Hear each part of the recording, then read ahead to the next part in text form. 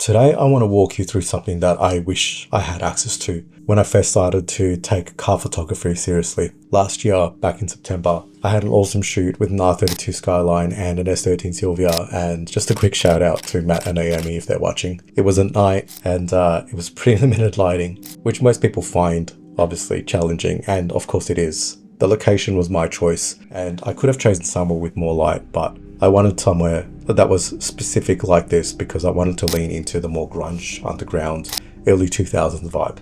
Now, out of a huge list of shots that I took, I've picked out a handful. And today we're going to dive into how I edit a set of night photos in Adobe Lightroom Classic. And I'm inviting you as well to just follow along. So I've linked the files down below in the description, so go grab them. Before I go any further, if you're new here, my name is Julio, and I first picked up a camera about 12-ish years ago. Life's pulled me in all kinds of directions, and I had to put it aside for a while. About 3 years ago now, I spent some time with a friend of mine, and I was able to rediscover this passion, and I decided to jump back into it properly. But it's been a crazy but awesome ride, to say the least. More recently, I've decided that I want to do more of this. And now, I have to say, I'm not a professional by any means, but I'm working hard to get there. Now, I've put a lot of effort into building my style, into creating a vision that's true to me, and somehow along the way I've created an awesome community of about 12,000 people who really vibe with what I do. So I guess I must be doing something right. I'm passionate about sharing real and practical information, and it's the kind of stuff that I wish that someone had shown me when I was just starting out. Like a lot of you, I also work full time outside of this. So with my limited time, I've had to hustle differently. It's been honestly just a lot of fucking around and finding out. And if you haven't figured it out by now, yes, I'm Australian. So let's cut the bullshit and let's just go straight into it. Oh, wait, one more thing. If you've downloaded the RAWs, then you'll probably realize that there's a free preset in there too. Now, I don't know what this preset is, and I don't know what I'm going to call it. I don't know what it looks like, but what I do know is that we're going to make it together. And if you don't want to make it with me, that's all good. It's honestly okay. But just download it and you can skip ahead. So that way you at least know what I'm going to be doing. So yeah, let's get into it. So now we're just going to start off with importing those images. So if you've got them saved on your desktop or wherever it is that you want to save them, just find your way into that location through Lightroom. So in Lightroom Classic, you'll be opening straight into your library. Then go ahead and click Import. Once you are in Import, you want to make sure that you select where your files are. So I've got my source here, and we'll just go ahead and click Import. That shouldn't take too long at all. Once you do that, the next step is just heading into your Develop tab. So just click Develop over here. So once you're in the Develop tab, you'll see that there are photos available, and you can just select them on the bottom here. So there's 1 through 20, and all of them are just available for you to just start editing straight away. What we want to do is we want to create a preset. So we want to make sure that there's a base adjustment for every single one of these photos. And generally what I'd do is I'd go ahead and I'd look through all of these photos and find one that is more moderately lit. So something that I can have as a medium, and from there on I can make a base adjustment and then copy that and paste it into the other ones, and then do some adjustments here and there for all the other ones. So I think I'll start off with the first one, because I think the first one is actually pretty well lit in the sense that what we need it for. But you can see over on the right side here, which is the histogram, where it's actually facing towards, and you can tell that the majority of the data is on the left side. When you start adjusting things, you will notice that the histogram starts to change as well, because it's obviously reflecting based on what is being displayed. So we'll go ahead and start off with a profile. Now for me, I generally like to start off with a vivid profile from Adobe. I like Adobe's colors, the way that they actually present it. But if you don't want to use those, you can go ahead and browse. And then through browsing, you can actually use your camera matching ones. But to be honest, when I start off, I just use the Adobe ones because it does some slight adjustments that I think are pretty well balanced. So I'll go with vivid. Now, actually, before I go any further, I want to give you a really good tip. And this is something that, at least for me, allows me to stop being overstimulated by so many freaking options that are on the right side here. And that is just to go into solo mode. So right click and then solo mode, and this will just condense everything. This allows you to be more focused. The next thing that I want to do is I want to remove one tool which I think is pretty useless, or at least it is useless to me, and that is lens blur. So lens blur is something that you can go ahead and just change like the depth of field of everything. I've used the tool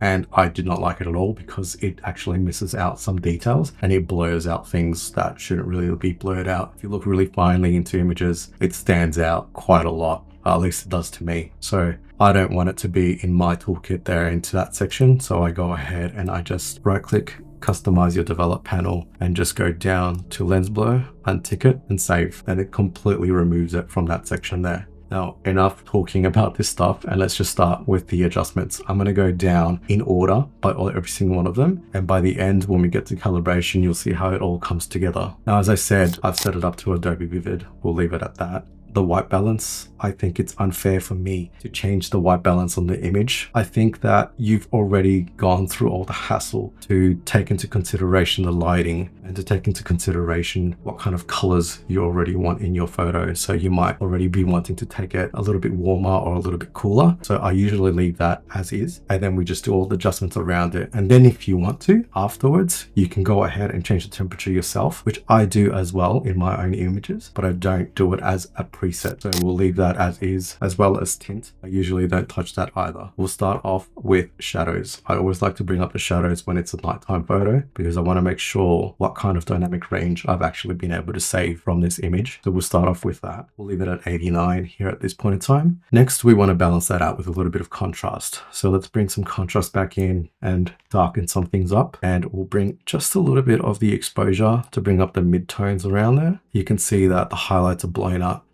around the crown logo, the parking, the lighting in the back there, and also the headlights.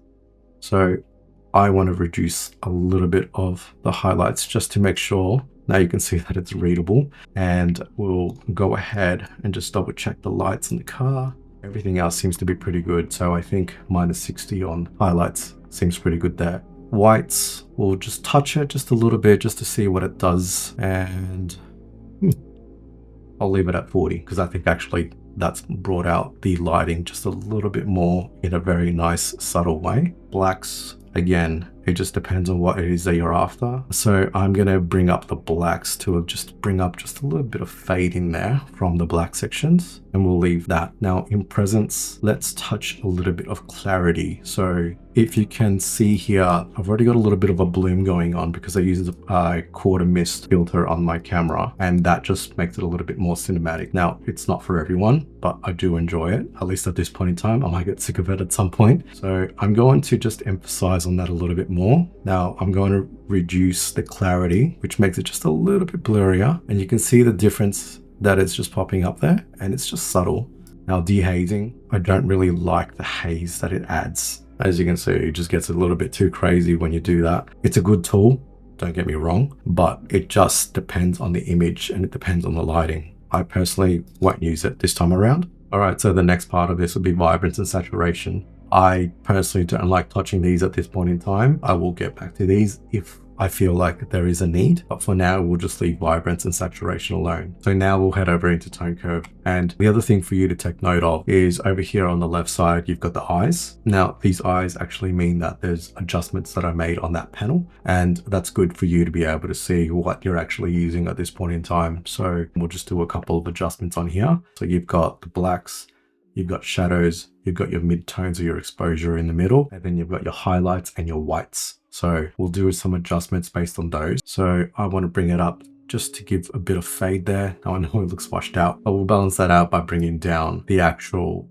shadows here. So we'll bring shadows back down. Now I like that little fade that's going on there. Now there's a bit of a curve that's going on. What we're actually going to do is we're going to make an S curve, and the S curve is generally known to be the better way to do an edit because you've got the necessary adjustments that you need on the darks, and then a balance in the middle, and then some good adjustments right at the end in the white section. So overall it starts to balance itself out. So we've got over here into the mids, we'll do that. We'll just slightly bring down in the highlights. And I'm going to actually bring down the whites just a little bit here. You can see that if I bring down all the way, anything that is white or really, really, really bright actually just collapses in itself because you've removed the data from that. I just want to bring it down a little bit just so then that way there's not such a overblowing factor to it. Now, I like that kind of curve, and to me, it's kind of looking all right at this point in time. Maybe what I'll do is I'll actually just adjust the dark point over here of the shadows and just bring it down, maybe just there. It's not much, but it's a little bit, and I notice the difference. Now we'll move over into the red, green, and blue sections of the tone curve. So we'll start off with red. In the red section, you'll want to follow the same principle of doing an S curve, but again, fuck around and find out and do whatever it is that you want to do.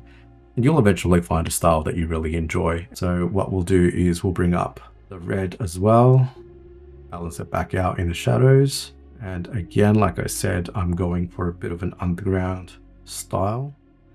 And this is already starting to look like that. At least it is for me. All right.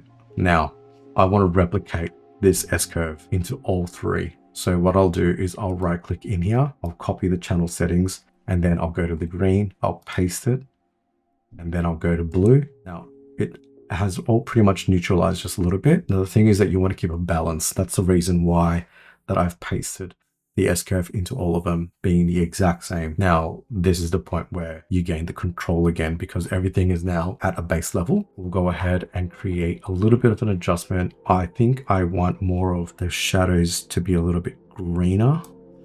And I like that already. There's a little bit of yellow that you can see, the tinge of yellow within the green. And we'll go into the highlights and just see what that does. It's a bit too much. Bring that there. Sorry, that's the midtones, not highlights. These are the highlights. All right, we'll do that. Actually, just a little bit less. We'll do that. And then in the blues, we'll do the same thing. So play around again. Like I said, figure out what is a nice balance for you. And the highlights. Don't really want too much blue there. We'll probably change the color of the blues a little bit later. And then just bring down some of the shadows there into the yellow curve. I think that looks all right. Just for now, we haven't finished. Keep that in mind. It looks a little bit rough, but it's heading in the right direction. At least it is for me. So we'll go ahead and go now into the color mixer. HSL gives me more visibility and I prefer it in this way. So HSL means hue, saturation, and luminance. So you've got the power to control all of them from the one single view. Whereas if you go to color, it gives you the power to do it by the color. And to me, I think that's just more of a hassle. So we'll go ahead and keep on with the HSL. Now let's adjust some of the color profiles and we'll start to balance out some colors in between. Now I think I want the red to look just a little bit more red. So we'll go ahead and adjust it into the negative side rather than it being more orange. We want the oranges to look a bit more orange, right? There's always a balance in between the colors. Yellow, let's bring out some more yellows. So we'll make sure that it goes towards a slight green yellow tinge there. And again, the green, we'll want it to bring over into the yellow section here. Now you can't see a lot of this because the colors are kind of overlapping a little bit everywhere. Now blue, I really want it to head over into this kind of teal color. So we'll leave that there in teal. And then we'll bring over the aqua just a little bit and see what that does, what it plays around with. It's very subtle. I think I'm enjoying it more into the darker blue area. The purple and magenta, I don't really see too many of those tones in here, but we'll see what that does. Yeah, it's just, I don't know if you can see, but from what I'm seeing, it's adjusting where the headlights are, but also the panel, and it's doing probably a little bit too much for me in the pink side there. So we'll bring it over into purple and balance out the little blues that are making it, I guess, a little bit more pink around there. I'll just show you what I mean. So that's normal. And then we'll bring it down towards the purple side, balance out that color, and we're good. Now saturation, I don't want to touch saturation. Again, for me, it's one of the things that you touch last, but it really is, you know, depending on your style and whatever it is that you want out of it. It looks already pretty saturated to me, so we're gonna try and bring down some colors a little bit later, I think. We'll see what it does. But I'm pretty much enjoying the way that it's looking at the moment. So we'll go back into luminance. Now luminance is obviously important. It's the brightness of those specific colors. So we'll start the adjustments on the red. And as you can see, red over here is just, it's pretty intense. I think we'll decrease it slightly. I think that's okay. At least to my eyes, that's looking pretty good there. We don't want to overdo the luminance on the oranges. I think we'll probably leave it as is. In yellow, we'll just decrease some of the yellow, a bit darker. Actually, we'll bring down some of the orange and just see what that does there. a green. Again, there's not really much that is green. We'll just leave green as where it is. Aqua is more so probably in the headlights. No, not this time around. I think it's because of the adjustment there, but it would be in the blue. We'll leave blue maybe like around 20. All right, and purple again. Purple is just a luminance that impacts a few different colors. Let's actually increase it this time around because it actually brings out some vibrancy there, and you just get to notice it a little bit more. Magenta does nothing, so we're all good. Now in color grading, we can go ahead and just adjust what kind of color focus we want in the midtones, in the shadows, and in the highlights. So I generally just like to adjust the shadows and the highlights. So what I'll do is I'll head over into the section of blue. So I'll go more blue, and it's just going to be a subtle change. I don't want it too much. Now the blue here isn't obviously reflecting it too much as blue in the shadows. It's kind of looking a bit green. Well, the reason for that is because I've already done some changes here in regards to the tone curve and in the color mixer, and everything interacts. So you need to keep that in mind. Whatever you do in one will mess up in another, or whatever you do in one will complement in the other. So we'll go ahead and leave that in that section there. So in the highlights, what I want to do is I want to go for an opposite type of color here. I think what we'll do is we'll bring over a bit more of the orange colors in the highlights. Now that looks good to me, and we'll go into detail next. Sharpening by default is set to around 40. What you want to do is just bring it up. I like to keep it at between 70 to 80. Sometimes I go a little bit higher, but it completely depends on what it selects. When you see it at masking at 0, 0 means it's applying to everything, the entire image. So you'll select Alt or Command, whatever it is that you're using. I'm using Mac, so it's Command for me. And then you just slide over the mask and keep going and going and going until you've got the car itself. It's got some fine lines around the wheels. Just let go and you can see what it's doing. So let's move on. We're not going to do any noise reduction. Lens corrections, it pretty much just adjusts like the warping on the image. So when you disable it, you can see that there is a little bit of an adjustment that gets made.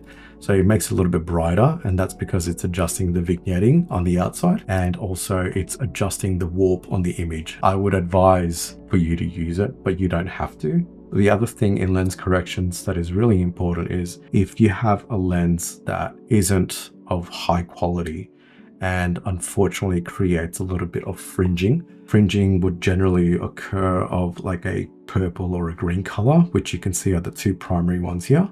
So for example, if you're shooting somewhere that's really bright, you will generally see some sort of refraction happening and some sort of fringing. So it'll be good for you to just understand that that's there as an option. So again, lens corrections, the only thing that we've done is enable the profile, and we'll just leave that there. Transform, I'm not needing to do any transform. It looks fairly level, so it's pretty good. I'm not going to do any adjustments there. Now effects. Effects is what I said before. We might be adding some grain. I'm just going to add some grain anyway, just to see what that looks like, because it is kind of the style that I am going for at this point in time. And oh, that's too much in there. All right, so grain. I think I'll actually leave grain. I think 30% is good. I really enjoy that. That gives it a nice little look for me. And now calibration. Calibration is probably one of the most important tools when it comes to finalizing a preset or an adjustment. So let's do the final adjustments and we'll see what we end up with. All right, we'll go to shadows. I want shadows to be just a bit more green. Yeah, all right, cool. I like that. And we'll change the hue.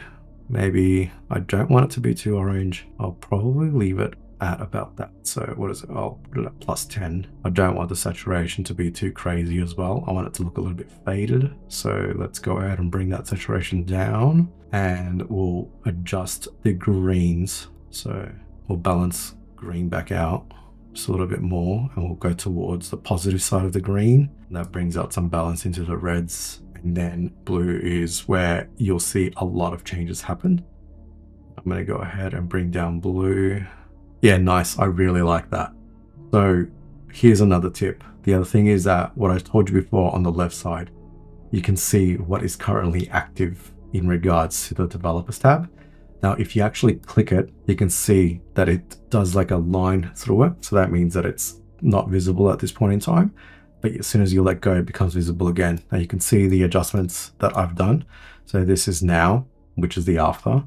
And this is the before, after, before. And you can see that it's very, very subtle, but it's evened out some of the tones and actually taken out some of those purples that were in there before. Now, I'm pretty happy with that. So what we'll do is we'll actually save the preset now, so that way you can keep applying it for as many times as you want. So what you need to do is you need to go to presets and you want to do create a preset. Now it'll create a new user group for you, and the preset name, geez, I don't know. I'm feeling, yeah, all right. I'm gonna name it Firestarter because for some reason it's reminded me of like Prodigy. And I love Prodigy. So we'll go ahead and name it Firestarter. I can hear the freaking song in my head right now. And the things that you want to select are really important here. Whenever you're making a preset, you want to make sure that you don't select way too many things. And if you've got any masking, you want to make sure that you don't select the masking, or unless you're implementing the masking into it, then you want to select masking and all the other ones that you've got there. But basically, you want to make sure that you've got all of these things selected. You don't ever really want to click transform. You don't want to save a transform, because transform is like leveling out an image or anything like that. Every image is different, of course, and how you've taken it. Maybe you've already got an image that's straight, and then if you just go ahead and you save transform, then you've changed what your original image was, which was already straight, to something that another image where you saved the preset was straightened up to. So yeah, highly advise that you don't save any cropping, any transform. There are some other ones sometimes that will pop up, but please just be mindful of what you save, because it's going to drive you nuts when you go ahead and you apply the preset, and then you'll need to resave it again and remove a whole bunch of other things. So keep that in mind. So we'll create that. And now you can see here, Firestarter has been created. Hey, just a quick interruption. I hope you've enjoyed the breakdown so far, and I thought I'd quickly let you know about my creative kit that you might be interested in. Now, it's more than just the preset pack. It's everything that I've learned in my first 2 years of creating. And best of all, it actually includes a custom masking toolkit that I designed to help you think differently and to edit faster. It's got a lot of versatility in it, and it's really changed the way that I do my edits entirely. Anyway, thank you for your time, and the link's down below. So yeah, back to the video. Cheers. All right, so I hope you're not sick of hearing me talk, because we've still got a little bit more to go. Now, I'm not going to edit every single one of these images for you, but I'm just going to give you a good head start, and that way you understand how this all works. Basically, we've created the preset now, and we're just going to apply it to another image and see how that goes. Really just test it out and just make sure that what we have chosen as a base level is actually a good base level. So we'll go ahead and select the next image. We've got Firestarter. Damn, you know what? That's exactly what I was fucking picturing when I did this. So it looks really cool to me. I'm actually going to try on just one more. Yeah, hell yeah, this is sick, man. All right, I'm pretty stoked with this, to be honest. So we'll go back to the first image, and now what we'll do is we'll actually go ahead and start with the masking and editing a few more of these pictures. So in that way, like I said, you can go ahead and experiment yourself and just keep going and yeah, finish the set. And we'll go into the masking section. So masking is the circle that's on the right side here. So you click that. You've got all these types of masks here. So you've got the 3 primary ones, which are sky, subject, and background. And then we've got all the other ones that are at the bottom. So object, brush, linear, radial, and range. Now I use all of these. These are all very good tools, and there are some niche ones. Yes, I do admit that. But if you go ahead and just play with them, you will learn so much. Now, when you create masks, you always want to make sure that you organize them appropriately as well. So you name them as you go along. Now, I want to start by selecting a subject mask. So we'll go ahead and select subject, and we'll start by naming it. So car mask. Now, here's the important part that you want to know is that when you select the subject, sometimes it does some feathering all around the car, or it selects things that aren't part of the car and part of the background as an example. You just want to make sure that you refine that. So we go ahead and click subtract, and we'll do it by brush this time around. You want to also make sure that you've got auto mask selected, which is just over here. Auto mask will actually allow it. So it's got like this really cool detection system where it'll prevent you from overriding too far into the next one. So as you can see here, it's still taking off a little bit, but not too much. Whereas if I remove auto mask, it would just keep going into the car. Now, let's see, I'll put auto mask back on and you can see that it's avoiding the car in some way as a primary mask there. So we'll go ahead and we'll just do the adjustments all around it. I don't want to artificially create this weird glow around the car. So it's always important to just remove the outer blurs that are around it. So here we go. We'll do that really quickly. Just go around the whole car. And if you need to add anything back in, like this section that I was over here, so you just press your Alt or Command and just adjust it based on that. So use your wheel scroll and you can change the size of it, and we'll just go ahead and add it back in. I think that's good enough. So what we'll do is we want to click Show Overlay just to remove the overlay there, and now we can actually see in real time the adjustments that we're going to make. So we'll bring up the shadows just a fair bit there. And that's on top of all the adjustments you've already made, because this is just selecting just the car now. We'll bring up the shadows, which is what I always start off with. Again, like I said, I want to see the dynamic range that I've been able to save into this, and the A7 IV is a freaking amazing camera, and it's done me some wonders and saved me from some situations where I thought I completely screwed up the shot, but the dynamic range came in clutch. So we'll go ahead and change a little bit of the exposure here, not too much because you can see how freaking crazy that gets. And we'll bring up the contrast just to balance a little bit of that out. We'll reduce the highlights actually. I don't want the highlights to be too nuts. And I think we'll leave the whites and the black. Now you've got all these other adjustments that you can do in here as well, all within it. And these are, again, outside of the original preset. These are just within this mask itself. I'm pretty happy with that for the car itself, at least at this point in time. I don't think we need any more adjustments on the car, but we're going to start doing some adjustments on the environment. So I want a linear gradient just to do some dramatic focus on the vehicle here. And the higher up you go on this, obviously the more it's going to grab, but it also allows you to feather it out a little bit more smoother. So we'll do that. We'll bring it down a little bit here, and I want to bring down the exposure just on this section here. And I think that looks pretty good. Now we'll do the same thing over on this side, and we'll reduce the exposure, and that makes it look a little bit better. Now we'll need, I've broken my own rule. You need to make sure that you name the masking accordingly, so that way you don't get confused as to what mask is doing what. So I'll do linear lower and upper linear. Then we'll add a radial for the central part of the image. Keep the focus on the car. Again, you want it to feather out as necessary. And we will do an adjustment of some shadows, just a tad bit of exposure, not too much. Reduce some of the highlights again, not too much. And let's make it more focused on the vehicle itself. Right, I think that's pretty good there. Maybe we'll reduce the exposure a little bit more actually, because I feel like it's a bit too much. I think that should be okay. Now, if you want to see what that does before and after, there's your little adjustment. I think it just brings a nice little focus into the middle there. So you just select the little eye here, visible, not visible. That's pretty much what it means. So again, rename it. So central, radial. All right. Now I think I want to add another radial gradient, because I think that these have dulled down a bit too much. Bring down the highlights, bring up the exposure so we can keep the details still in the lettering. Yeah, that's good. Now within that radial mask, we can add another one. So I don't need to create another one with the same settings all over again. I'm just going to add another radial gradient and just pop it over this side. Lights, radial. Okay, that's actually good. That should be all done for this image. So that's the before, that's the after. Maybe what I'll do is I'll actually create another central radial so you can duplicate it, and then I'm just going to probably adjust.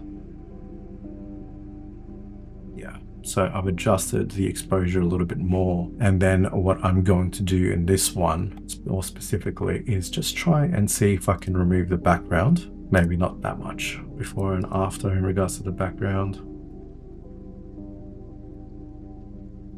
yeah, it looks not too unrealistic. So actually I'll leave the background as it is. And I think what I'll do is instead, I am just going to reduce the exposure again. Yeah, I'll leave it at that. 70% done is better than not at all. So now that we've done some masking, it's probably best that we just keep copying and pasting with these specific maskings and just delete them or adjust them as necessary as we go along. We'll keep copying the masking and we'll just do the adjustments as necessary. Now, I've already done the preset. So what you want to do is you want to make sure that you just go back into the original setting of the file. So over here on the left, if you just click the input, then you'll go ahead and reset it back to that what it was. So click paste and it'll just take its time. It'll do what it needs to do. Now you can see here that it's already done some adjustments that are a little bit different. You'll obviously need to adjust them to make sure that they're applicable for that specific image. So we'll start off with the car mask. Now the car mask, you can see here what it's actually selected. So you can see that it's selected a little bit of the background there. We want to remove that. We've already got a brush that's already gone ahead and removed some sections. So that's actually cut out on the actual subject itself. So we'll need to delete that one. So just press the delete button on it. And then we need to go ahead and subtract. So select a new brush and subtract, and we'll click show overlay just to make sure that we're deleting the right things. All right. So again, make sure auto mask is on. It should be on by default if you've already done it. And then we'll go ahead and just keep making sure that we adjust everything all around it. Now you can see that on this section over here, there is a bit of the car that's actually missing because the subject mask hasn't picked it up. So we'll need to create a new brush here, and that brush will be a positive one. So there we go. We can start adding it back in. And then we'll go ahead and remove the show overlay. And you can see what it's done. If you like it or not, it's actually a bit more realistic without it because of the contours of the car and the lighting that's actually hitting it. I want to make sure that I keep it realistic. So over here on this section here, where it says brush 2, the one that I just added, I'm just going to go ahead and delete that one and leave it be. Now, lower linear, I don't want too much of it. I do want to keep it a little bit realistic, as I said before. So we're going to just move it up just a little bit here. I think that's fine. Now the upper, again, same thing. The focus of your image should always be the car, but the background is very important as well. The atmosphere is what makes the image, the lighting, the vibe that it provides. You want to make sure that you keep that as well. So I don't want to remove too much of it. I don't want to darken too much of it. Let's keep it as it is. And then the central radial, let's see what that does, where it goes. I think we'll probably leave it as is where it is. We'll just reduce it a little bit so the feathering goes out a little bit more. Change the angle, bring it down, center it more on the car. That's all good. I think we'll keep this one as is where it is as well. It's actually providing some good, it's providing some good realistic kind of style of lighting that's actually happening over there. Now, the radials for the lights that we provided before, we'll just see if that does anything or anywhere else. I think if anything, we want to make sure we have the crown section, giving it a little bit more of a bloom, not to fade it out too much. So we'll leave that. And I think we'll just remove the other one. I'm very happy with that image. So we'll leave that and we'll just keep going. Going to one more on this one. Let's see, how about something a bit more challenging? Let's go and press paste on this one. So here you can see that the preset has not been good for this image at all because the lighting is completely different than what we had in the last two images. And that's okay. Like I said before, no preset is a one-click solution. You want to make sure that you do adjustments for every single photo that you get because everything's going to be a little bit different. So we'll go ahead and we'll do some adjustments here. Let's bring up some highlights. Let's bring up a little bit more of the exposure just to see what it brings up. Okay.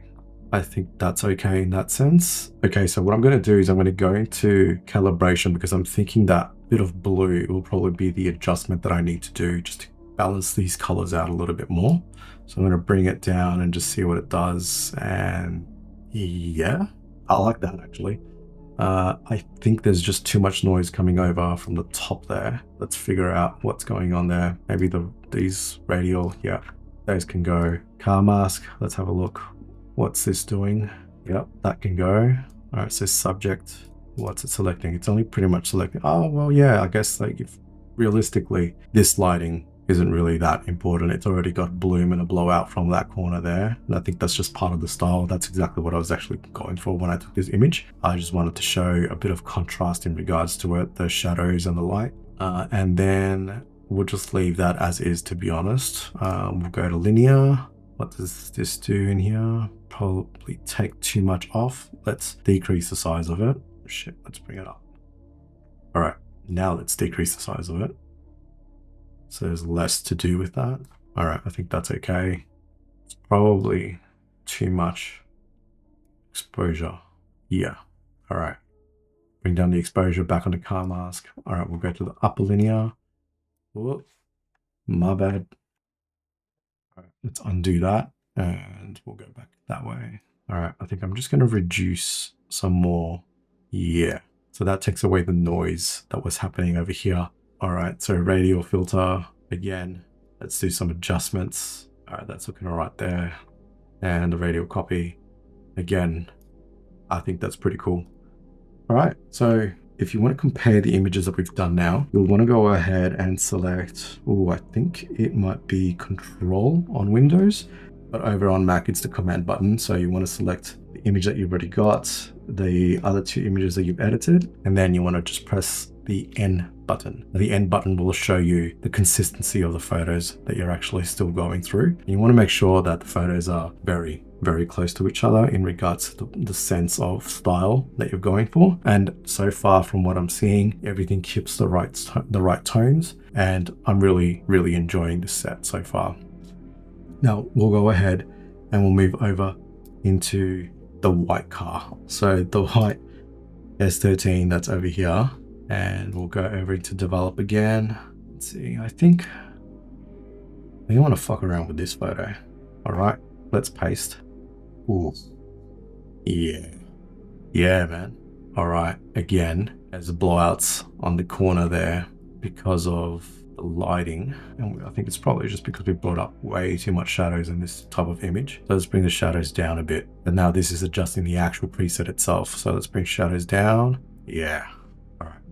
That's good. That's really good. We'll go ahead and look at the masking. So again, car mask, what's it selecting? So we'll go show overlay. Again, we'll delete the brush. It looks like it's captured pretty much everything on the car. There are some sections here, like this highlight over here and the concrete barrier over there, the in between. We'll go ahead and we'll remove those. We also want to remove this section on the window because it passes through into the light, and I see so many people forget to do this adjustment, and then everything just brings up the brightness of that section. You can see here, if I go ahead and just adjust the exposure, it's just an example, you can see that nothing else gets adjusted on this side, but you can see everything in that section here, over here, over here, and over here actually gets adjusted as well. Even if I bring it down, then that gets adjusted. And you don't want to have that as a pass through. We'll go ahead and reset those.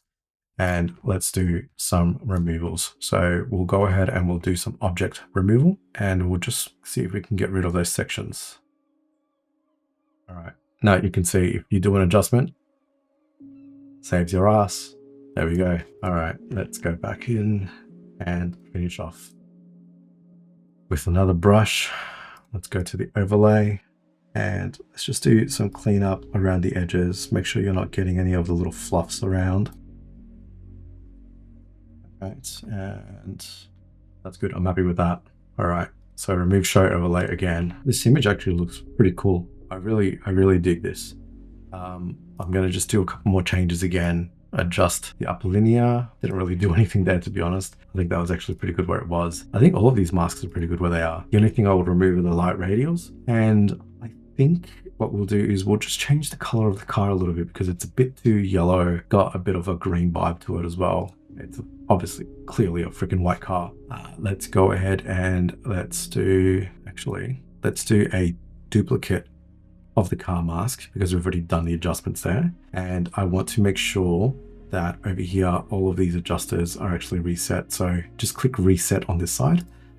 And the only thing that we want selected is obviously the car with no adjustments.